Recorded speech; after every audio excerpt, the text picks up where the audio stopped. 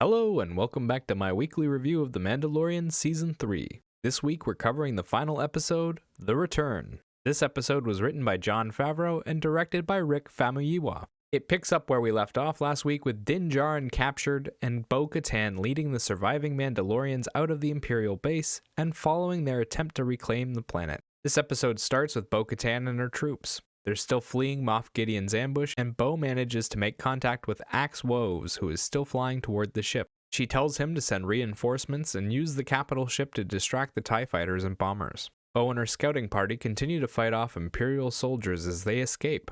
Then we cut over to Dinjarin, who is being led down a hallway by two Imperial troopers. He frees himself and uses the knife in his boot to fight them. He almost loses, but Grogu appears in his IG-12 suit and saves the day. The two then make their way through Gideon's fortress looking for the Moff himself. Meanwhile, Bo and her scouting party manage to clear out of the base and head to a safe place to wait for the reinforcements. During that time, Gideon discovers Dinjarin's escape and decides to deal with Jarn himself. He puts on his armor and heads out. Back with Din and Grogu, Jarn asks R5 for help, and R5 flies down into the Imperial base and hacks into the system. Then we swap back to Axe as he clears the atmosphere and flies on board the capital ship. He runs into the command center and gives the order for the Mandalorians to head to the drop pods while he stays behind with the ship to battle it out with the TIEs. As that happens, Din Djarin and Grogu find a hallway leading into Gideon's command center, and Din has R5 shut down the gates one at a time so he can deal with the troopers two at a time. After he fights his way down the hallway, he finds a room full of Moff Gideon's clones.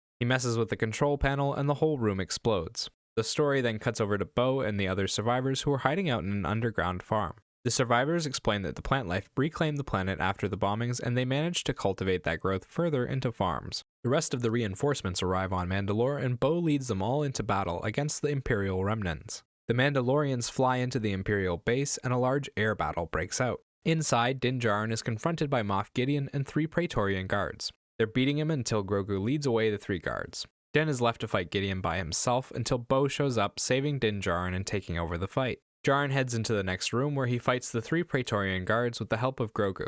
They barely defeat them. In the air above the base, the capital ship is going down, and Axe Woves attempts to maneuver it into crashing directly into the Imperial base. He sends out a message warning Bo and Casca of his plan.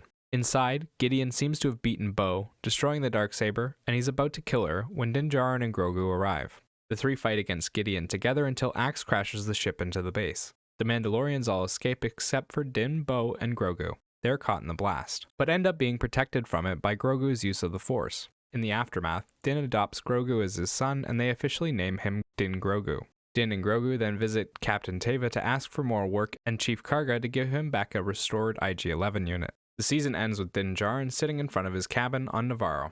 So as far as the story goes, it's exciting but full of holes, has weird nods to fan theories, and ties up a bunch of loose ends in the neatest ways possible. Gideon dies. The Mandalorians win, and no one is seriously injured other than Paz from last week. Oh, and all of Gideon's forces and clones were dealt with at the same time in one decisive blow. The biggest hole in the story was how Gideon failed to stop Din Djarin from running amok inside his base. He literally had a tracker that showed him where Din and Grogu were going, and then somehow they got into his secret lab without any of the guards setting off an alarm. Even though it took Din Djarin several minutes to fight his way through all of them. That means those stormtroopers literally stood there and did nothing while he beat them up two at a time. The other big flaw in the story is when Grogu holds back an entire explosion and mine collapse using the Force. It was done to recreate a moment from the Rebels show where Kanan Jarrus died, and used the Force to hold back an explosion long enough to save his friends. This should be an impossible feat for a Jedi this young and inexperienced. Honestly, it might be one of the strongest Force feats ever shown in Star Wars. The strength of that explosion alone would have killed any other Jedi we've seen on screen. As far as the cast goes, they didn't get to do much in this episode. We get a few fan service scenes in the aftermath and a small bad guy speech from Giancarlo Esposito. But for most of the episode, we're watching the stunt team in action. The stunt team does a good job of pulling off the choreography, but most of it is simple back and forth fighting, done through clever editing rather than well-executed combat sequences. No one really stands out aside from Giancarlo Esposito, and even he has his time cut short. His bad guy speech had a total of 2 lines where you could actually see his face. Visually, the episode has a lot going on, but it is an absolute CGI fest. From start to finish, we're looking at actors on a soundstage with very minimal set work having been done. The CGI battle sequences are kind of fun to watch, but they don't carry any weight. We see people firing off shots and other people getting hit, but never named characters, and there's no consistent flow to any of it. They constantly cut away from the battle to see what other characters are up to, and they fail to depict the visual journey in a consistent way that makes sense. The action sequences are highly edited and sped up, and the camera whips around a lot, making everything kind of blurry. There are some decent moments later in the episode when the Imperials are fighting the Mandalorians in the air, but the entire sequence was CGI mocked up to look real and had this uncanny feeling to it that was distracting. Best action sequences were the hand-to-hand fights, the one with Dinjarin in the hallway against the guards, and the one at the end against Moff Gideon and the Praetorian guards. They're still sped up and highly edited, but they managed to show off how effective Dinjarin is as a fighter. Sound-wise, the episode makes use of orchestral backing to great effect. We see the return of the Mandalorian theme song in the form of a remix, and a few classic battle songs are trotted out during the action sequences. The music follows the flow of the scenery to the letter and does a great job of making moments feel truly cinematic.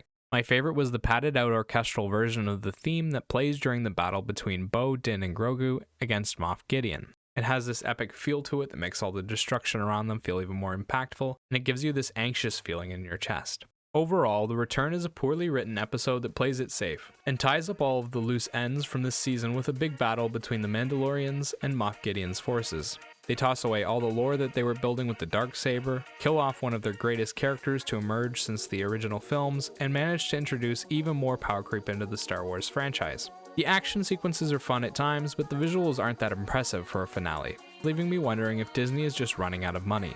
The music was well used this week, and there were some big moments where it stood out. It was an okay episode.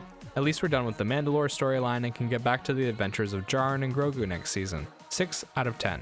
Remember, those are just my thoughts on the episode. Let me know what you think in the comments section down below. Bye-bye!